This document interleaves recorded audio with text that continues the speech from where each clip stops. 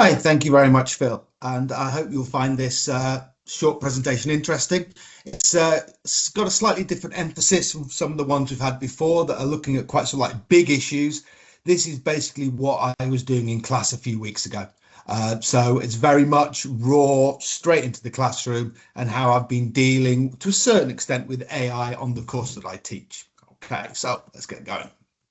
Uh, All right, so just a little bit of background to the lessons so you can understand what the cohort of student is, things like this.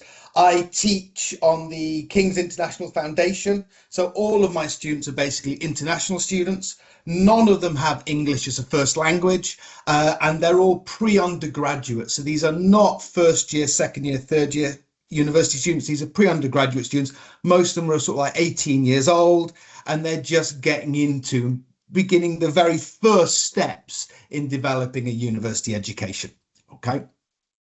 Now, the courses that the lesson that I'm going to be looking at with you is part of a formative written portfolio that I introduced last year, and I've updated and changed it over the last couple of years. And this has been based upon my research that I've been doing with this cohort into their use of AI, their understanding about how AI works and what it can be used for.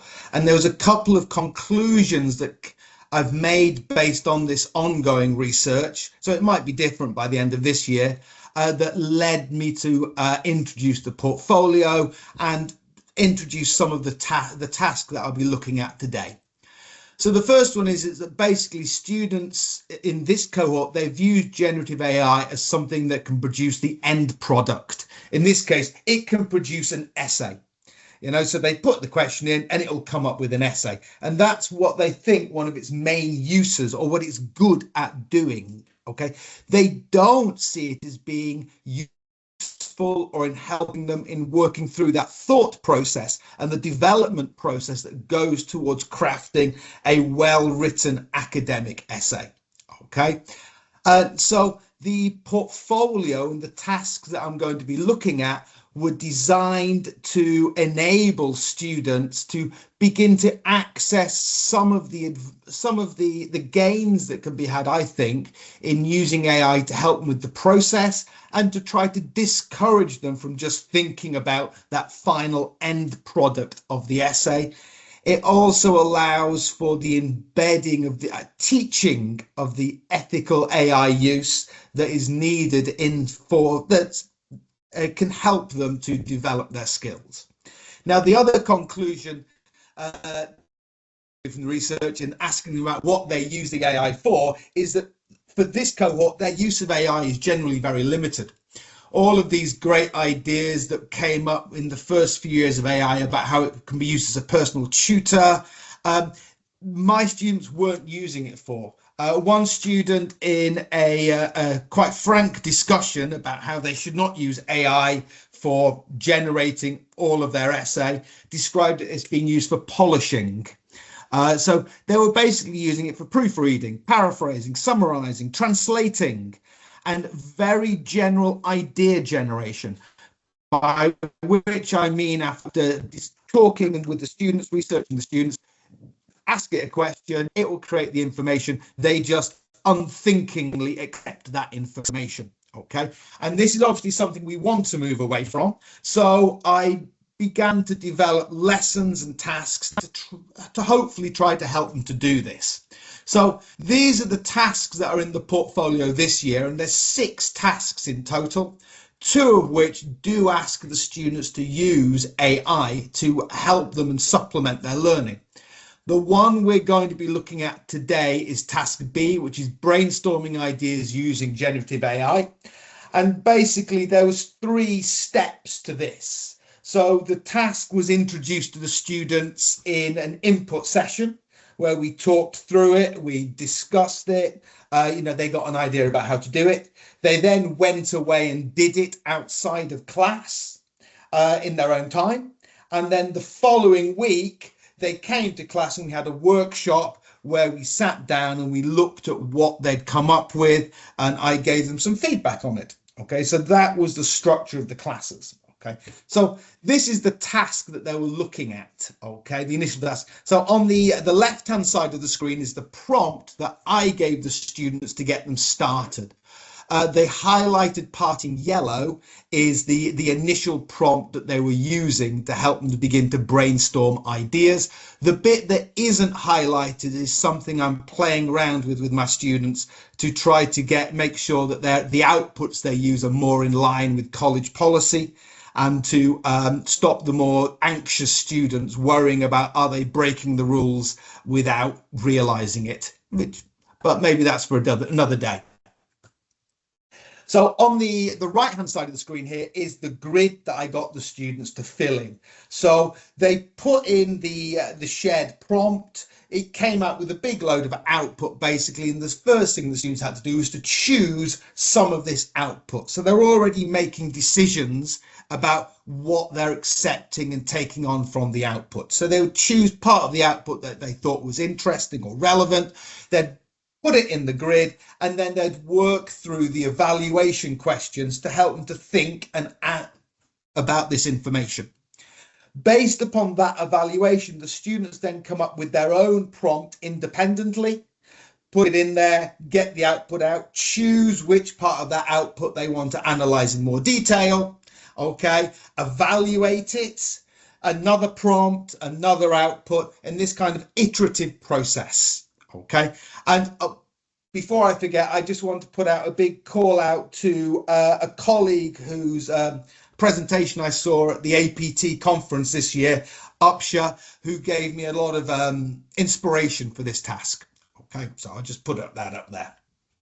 Okay, so this was basically the task. So thinking about what they did with it and what I think the students gained from this and whether it was a valuable thing for them to be doing, I managed to analyze some of these.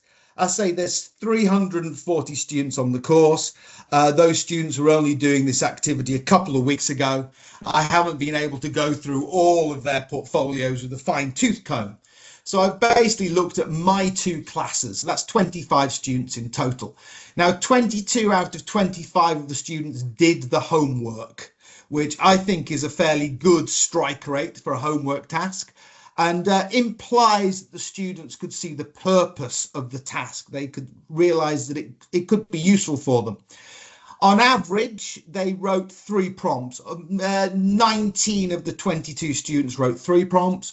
One went crazy and wrote 5 prompts. So they went beyond what I requested them to do. And 2 of them just did the initial one and then stopped. Okay, I would need to have a discussion with them about why maybe this style of working and thinking just doesn't work for them. Now, what came out of this is that you could actually see how the students' thought patterns were going by looking at the prompts that they produced. And so I went through and kind of like roughly sorted the prompts into different areas.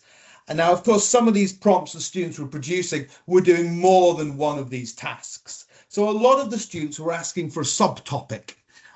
So the initial prompt was general, and so then they wanted to drill down deeper and find out more information about a specific area. Okay, a lot of them were asking for evidence, which I think is good because it shows they're not just accepting what the AI is saying. And we had a big discussion about, you ask it for evidence, it will give you links to various research. You then have to go and read the original research to make sure it says what it does. A lot of them were asking for further explanation, which again, I found quite interesting because one of my most common comments I'll put on the students' essay is why, because they'll make these grandiose statements and they won't explain why they think that's true. So they're looking at the output and they're thinking, well, I need to know why that is true. More details, counter arguments, solutions to the problem, arguments for, and then the general prompt, which was the initial first prompt I gave them. Okay. Oh, there were only 3 more general prompts after this. So of 19 of the students were digging down, and instead of repeating and paraphrasing the first prompt, they were adding to it and they were going into more detail. Okay. So I found this quite encouraging in how they were working through and how it was showing how their thought patterns were going. So if I've got time, yeah, I did. I'm going quite quickly here. This is just two students' work that I picked purely because they gave me permission to put it up on the board. So we can see some of those prompts that they were putting in and get some idea of how their thought process is developing. So at the top is the initial general prompt, which is asking them to write a fairly general essay that they're working on. Okay, so student one then goes in with their follow-up prompt is looking at barriers that institutions can put up to stop equality in education. So they're going into a subtopic. So the output came out, and then when they looked through that, one of the barriers that was put up was to do with teachers basically reinforcing gender inequality. So they then wanted to dig down and to find examples and evidence of successful programs that have been put in place to try to work against this. Okay, so that would be their second prompt. So they're going from quite general and they're getting much more specific in their thinking, which I think is great. For student two, what they asked for some barriers to gender equality in education. And they got the output, and then when I had a look at their evaluation, they weren't very happy with this initial output. They didn't think it was very useful or very good for them. So they rejected that. And then their next prompt said, can you give me something else? I don't like this. Okay. So they're making decisions about the output. They're evaluating the output to get some ideas about it. So I found this so interesting to help me understand my students' thinking and understanding of the topic. But also the students then said that they found it interesting. It helped them began to shape their ideas and to develop their ideas and give them ideas for where they could go and do further research, not necessarily just relying on the AI. Okay, so as a whiz bang tour, I hope we've got time. Thank you very much. Sorry, James, I cut over you just at the end, just as you were wrapping up. So that was good timing. So we have ran to questions, but we've got 2 minutes left. Which we could ask a question. So I'm going to just read one from the chat, if that's okay. So Janet has put a question in.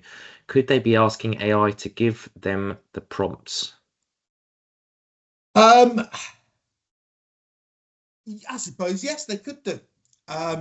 I work on the basis, maybe naively with my students, that they are here to gain an education from university.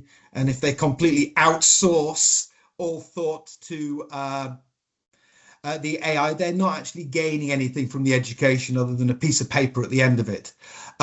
So some of them might have done that. Yeah, I would say it's their loss. I think that's a great point, James, and I think that comes as part of the education. And I know something that Danny Liu has talked about quite a lot already as well in terms of healthy and unhealthy choices. And in some cases, students will be able to use AI in ways that we might think is unhealthy towards their learning. And I guess it's just that's part of the guidance that we want to put in place so students are able to kind of make those informed choices themselves. But yeah, thank you so much, James. Another great talk. If you do have any other questions, if you do have any other questions for James, please place them in the chat and James will answer those. But yeah, great talk. Thank you, James.